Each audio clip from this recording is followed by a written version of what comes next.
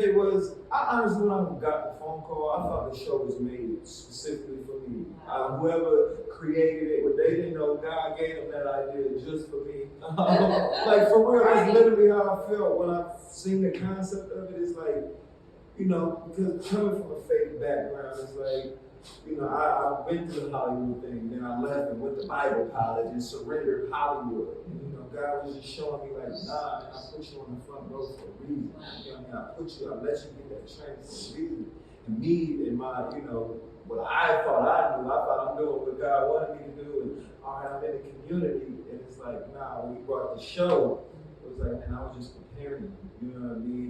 And what I thought was my destination was just my preparation. You know what I'm saying? And it was like, no, we still got some miles to go. So I picked the Hollywood thing back up. So, and with that, I for sure thought I was going to win. I don't want to say, like, sound like cocky, but it's just like, because, yeah, it was like the concept I felt was for God. I felt everything was tailor-made for me.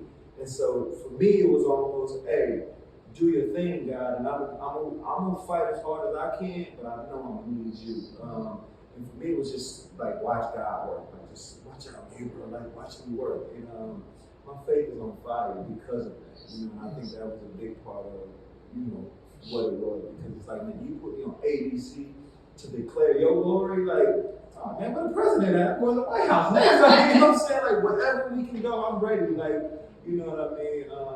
Yeah, so I love it. The next question would be, could you share some details about the prize that you won and how much is it? The prize money, everybody knows the prize we was all fighting for $100,000.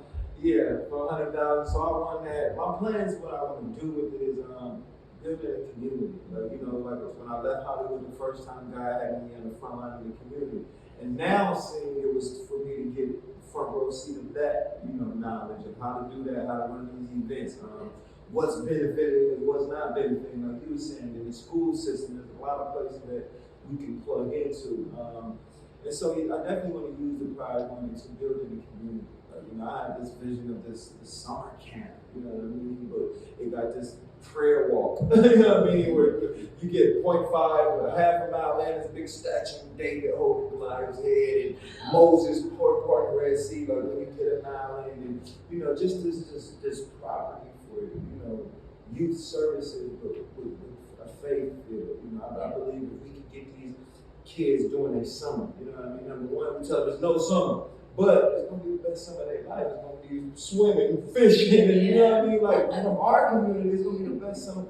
But it's like, you know, to fill them with God, and then send them back to these communities, and send them back to these schools, change or with different filters. You know, what I seen is, you know, even with church, somebody gave us these filters. So if I'm like, am I going to the club? Like, it's going to have to go through that church filter. Like, whether I go or not, like, somebody gave me an extra filter. And I'm looking at, you know, the youth of my peers, they don't have these filters. They don't have that biblical filter. Right. They don't have that father filter, you know what I mean? And to continue putting these filters in these young people, because when those thoughts do, they're going to come. But now you have the filtration system to send you.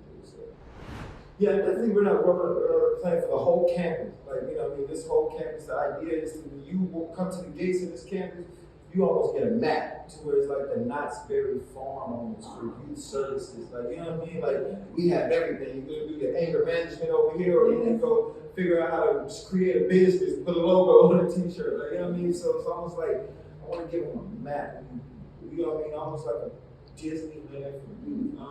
I'm also developing like my music. You know, I'm stepping back there outside of Def Jam for a minute.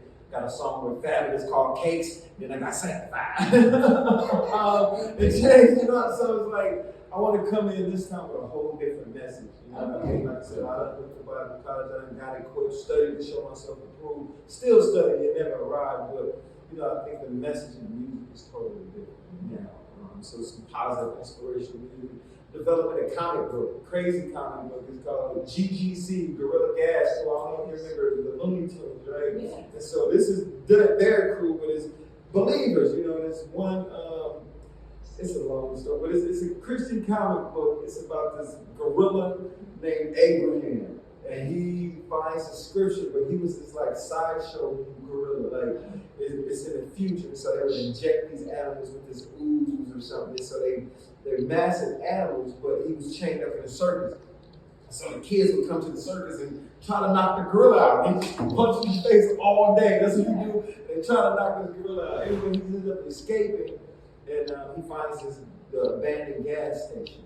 And it ends up blowing. And so God is leading, but they got to wear gas masks, gorilla gas crew. So, you know, and it's abandoned gas station, but God ended up leading these other animals, this little bird, three sisters, that's rabbits. And so what these animals, they have this crew, and they're sending messages to the humans that, you know, his name is Abraham, so he finds scripture. He's trying to find out where the rest of this comes from. So he's discovering the Bible and all this, but then they start sending these messages to the humans, like we think the Messiah is coming back, and these end time messages from these animals. So it's a comic book, it's crazy, but yeah, man, everything I'll do now, I want to make sure there's a message of eternity in there for sure. To the community, I'm a child of the community, baby kid. You know, like, you know what I'm saying? I'm like, you know, but my dad, when we was coming, my dad always had a youth program. So all the bad kids in the neighborhood would be in our house.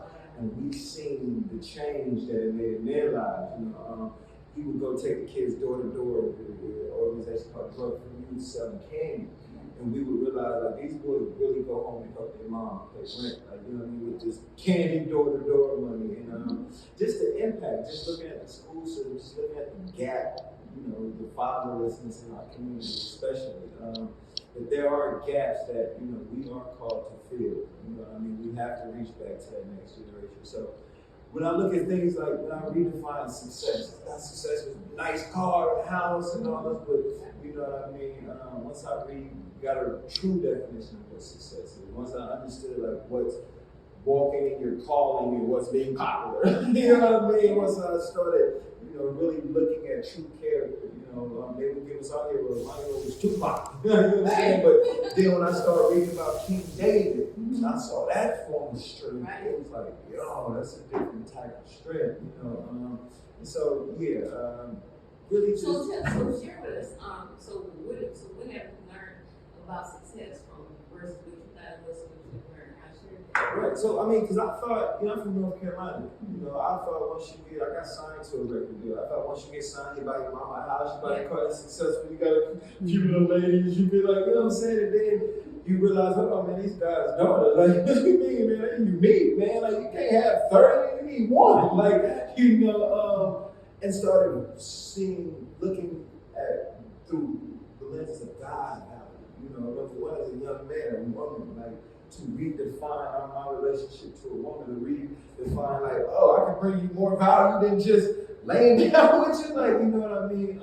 We can build things together. So just really defining stuff. So even to my friends, like, you know, we think, well, 100 girls in a nice car is success. And it's like, nah, but if I'm able to give you a job, that's success. If I'm able to make a way, like, you know, if you can send your little nephew in my office because he got nothing to do with him, I can send him back, you know, quote me scripture. Like, you know what I'm saying? Like, that's success. You know what I mean? We can power all of the worldly things, but once you die, you never see a U-Haul behind the hearse. Like, you know what I'm saying? It's like, you can't take none of that with you. So what is life about? And you realize it's about relationships. It's about building with people, because the only thing you can take with you is people. You know what I mean? Me in heaven, whatever. You know what I'm saying? And redefining those things, like, oh wow, they ain't about the chains and the, you know, and getting a little bit of money and realizing, like, oh, this is gonna be quick. You know what I mean? Like, this ain't, I can't find my value in this. You know, so yeah. Okay, so many people turn to prayer and spirituality during challenging times. How has your faith supported you in difficult paths to success? My plan is supported me tremendously. If I go to the show, from the Claim and Fame show, I had my word with me. Like, if you watch some of the episodes, they literally showed me my word reading, which was crazy to me. I didn't expect them to show that. But then to see what happened, and you got LGBT people all in there. We got one of the girls, Jimmy McCarthy's niece. We had to call her they. I didn't just call her a real name, because for me it's only one person though. Like, what do you mean they? Like, it's only one of them. But to see when I started reading my Bible on my own. Like, we literally started doing Bible studies in the house. Wow. To where, people part of the LGBT community were on set. I mean, that's really who ran those sets. But for this, it's like, you know what? Religion has, like, we kind of have a bad, but whatever you're reading, I'm in my Psalms for sure. It's like, it's just uplifting all of them. Like, because, they got the earpieces and they're hearing. And then after we do these challenges, everybody's nervous. They don't know who going home this week. And so it's like, hey, there was times where it's like, I don't even feel like reading that Bible. Y'all know y'all felt that way before. Like, I don't even feel like cracking it open. And people who wasn't saved, it's like, no, you gotta have Bible study now. We need this. Wow. We need this. And it's like, people who ain't believers, who didn't grow up, and it was like, but because they actually felt the healing, that they felt those words became flesh and dwelt among us. Like, you know what I'm saying? Like, and it was just, I want more of that. Right? For me, it was like, I can't imagine when the disciples first seen that man get up from the dead. It's like, oh my God, like, it's real. But then you almost want, like, the dude was blind. I knew him. I used to play with him. He was blind. And now he can see. Like, oh man, you want more of that. And so for me, it's like, man, show me you. God, like, show me what's happening. Bring me the gang leader. Let me give him some Jesus. Like, you know what I'm saying? Like, because for me, it's like, what else have we been alive for? The one who created the whole universe, and he's knocking you want to use you. Like, for real? If Trump wanted to use me as anything, I'm being like, if Nick wanted to use me for anything, like, I would play his bodyguard, his driver, all of it. Like, if these people of the world that we look up to wanted to call on us to do anything, we'll be there. Like, man, the maker of the universe want to use it? Oh man, use me up. You know what I mean? So that's why I'm at now, for sure.